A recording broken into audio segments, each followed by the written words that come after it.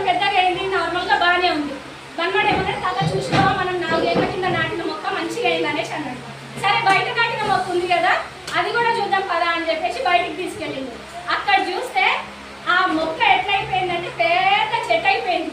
పెద్ద పెద్ద కొమ్మలు వచ్చినాయి, పెద్ద పెద్ద ఆకులు వచ్చినాయి, పండ్లతోని చెట్టు ఇట్లా కింది తొంగిపోయి ఉంది, వేళ్ళు మొత్తం లోపలికి వెళ్ళి.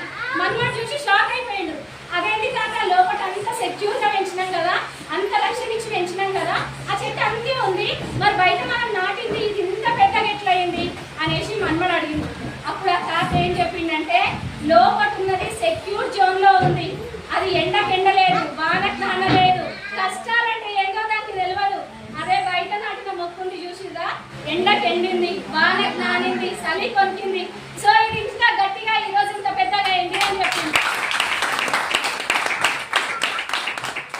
సో ఇక్కడ జాయిన్ అయిన ప్రతి ఒక్కరు కూడా ఏమనుకుంటారు, ఐడి తీసుకోగానే ప్రోడక్ట్స్ పర్చేస్ చేయగానే మా అకౌంట్ ఎన్ని డబ్బులు పడతాయి మేడం, పైసలు వస్తాయని చెప్పారు కదా, ఎన్ని వస్తాయి మేడం? వస్తాయి, డబ్బులు కాదు లక్షలు కోట్లు వస్తాయి. ఎట్లా అంటే మనం కూడా ఇక్కడ వచ్చే రిజెక్షన్స్ ఎదుర్కోవాలి, ఇట్లాంటి చెమటలు దక్కాలి, ఒళ్ళో నుంచి ఎండకెండాలి, వాన తడవాలి. అప్పుడు మనం ఏదైతే గోల్ పెట్టుకున్నామో ఆ గోల్ ఇక్కడ నుంచి మనం ఖచ్చితంగా రీచ్ అవుతాం. So are you ready? Story అర్థమైందా, బోర్ వచ్చిందా? సో ఖచ్చితంగా డెసిషన్ తీసుకోండి. ఇవాళ మిమ్మల్ని ఎవరైతే తీసుకొచ్చిరో వాళ్ళని మీ అప్లైన్స్ అంటారు.